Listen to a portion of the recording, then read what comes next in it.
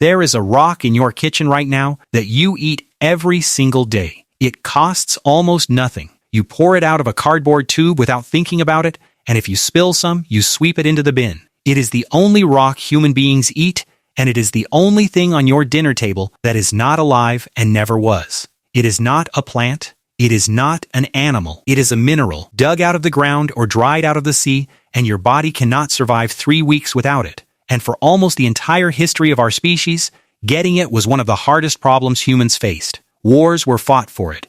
Roads were built for it.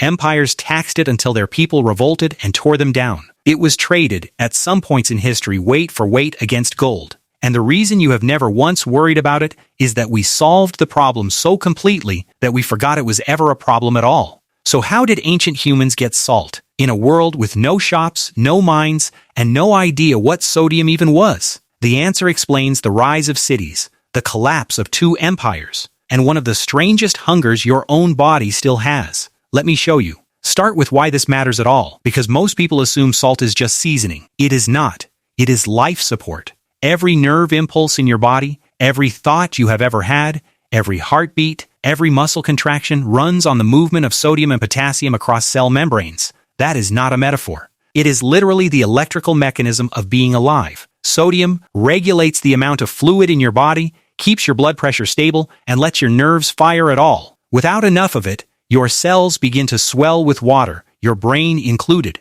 You get confused. You get nauseous. You get headaches. Then seizures. Then coma. Doctors have a name for this condition, and people still die of it today. Here is the cruel part. Your body loses sodium constantly and cannot manufacture a single atom of it. You lose it in sweat, in urine, in tears.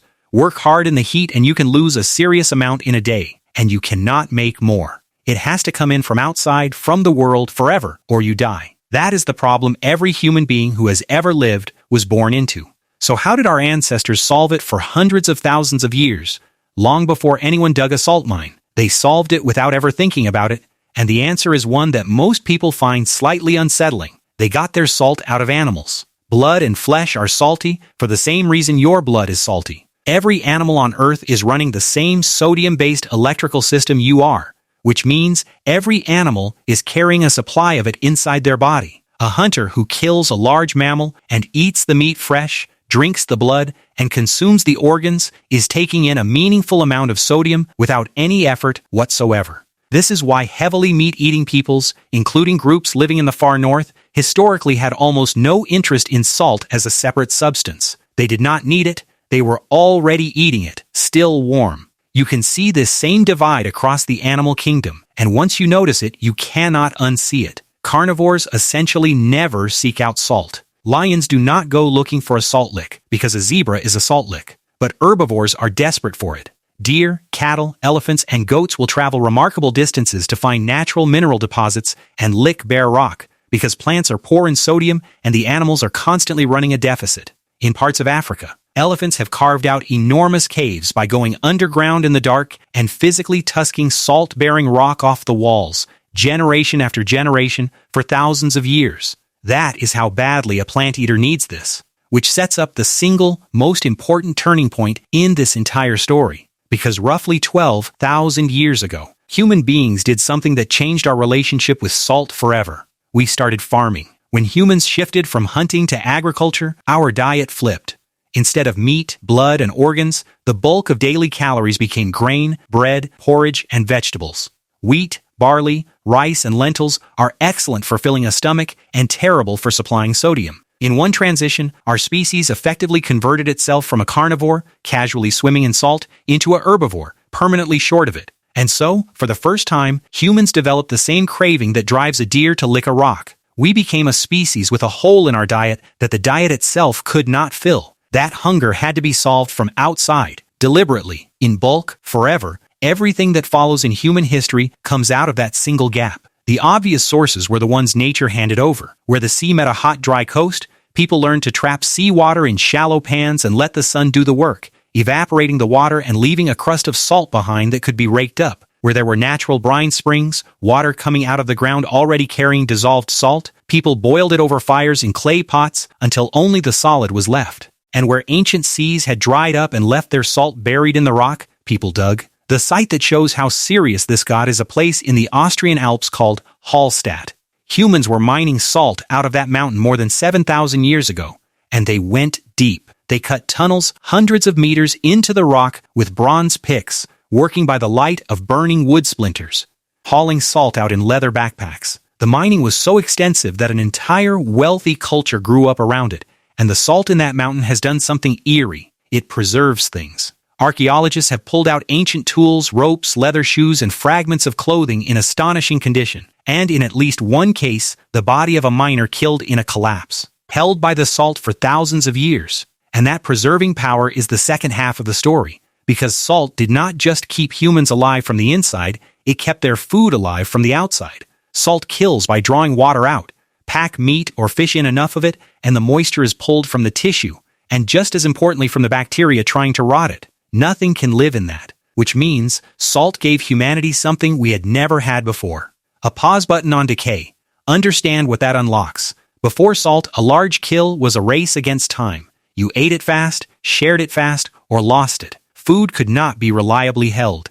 After salt, a summer of good fishing could be turned into a winter of eating. Armies could march for months, carrying preserved rations.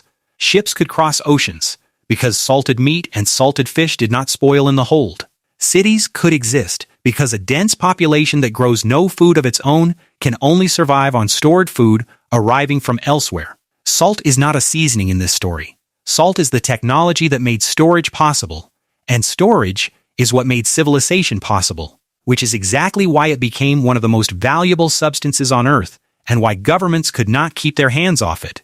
Rome took it seriously enough to build a road specifically for hauling salt inland from the coastal pans, the Via Salaria, the Salt Road. Roman soldiers and officials received allowances connected to salt, and the Latin word for that allowance is the direct ancestor of the modern word salary. The English phrase describing someone as worth their salt comes from the same root. When you get paid at the end of the month, you are using vocabulary invented because a mineral was once as good as money. Across the Sahara, camel caravans carried slabs of rock salt south from the desert mines toward the great trading cities, and traded it into regions that had gold but no salt. In some periods and places, the exchange rate approached something close to equal weight, because a society with all the gold in the world and no salt is a society that cannot preserve a single fish.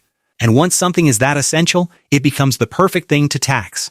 You cannot boycott salt. You cannot choose to want less of it. Your nerves need it, whether you approve of the government or not. So states across the world built enormous revenues on salt monopolies, and in doing so they lit fuses under themselves. In France, the salt tax known as the gabelle was so hated, so unequal from region to region, and so brutally enforced against smugglers that it became one of the standing grievances of ordinary people in the years leading into the French Revolution. Officials could enter your home to check how much salt you had and whether you had bought your legally required amount. People were imprisoned, sent to the galleys, and executed over salt smuggling. When the revolution came, the gabelle was one of the first things torn down. And in the 20th century, salt did it again, when British authorities in India held a monopoly on salt production and taxed it, making it illegal for ordinary Indians to simply collect salt from their own coastline. Gandhi walked to the sea. In 1930, he led a march of hundreds of kilometers to the shore, bent down, and picked up a lump of natural salt from the mud. It was a technically trivial act, a man holding some dirty salt in his hand. It was also open defiance of the state's right to own the one substance nobody can live without, and it detonated a mass civil disobedience movement across the country. Think about that. Two of the most consequential political upheavals in modern history had a direct trigger involving a mineral you sweep off your counter. Picture the whole arc of it. A hunter squats over a fresh kill on an open plain 100,000 years ago, eating organs and drinking blood, taking in the sodium that keeps his nerves firing, with no idea he is doing it. 12,000 years ago, his descendants plant grain, settle down, and become quietly starved of the one thing that kill used to provide. So they boil the sea. They tunnel into mountains by torchlight. They load slabs of rock onto camels and walk them across a desert to swap for gold. They discover that the same rock stops meat from rotting, and on the back of that, they build ships, armies, and cities. Then their own rulers tax it, and the people burn the whole system down rather than pay. And the endpoint of that entire violent, ingenious, 10,000-year story is a cardboard tube in your kitchen cupboard that costs less than a bus fare, that you reach for without looking, and that you will throw away half full without a second thought. That is the strangest thing about salt. Not that it built civilization, but that it is the only substance that ever built civilization and then became so cheap that we started warning each other to use less of it. Our ancestors spent 10,000 years solving a shortage so completely that we now have the opposite problem, and the craving they died of is the same craving that makes a bag of crisps hard to put down. Your body has not updated. It still thinks salt is rare. It still rewards you for finding it, with a small hit of satisfaction every time you taste it, because for almost every ancestor you have ever had, finding salt genuinely was a very good day. You are walking around with a hunger built for a world of empty grain and long winters, standing in front of a shelf where the problem has been permanently solved and your nerves have not been told.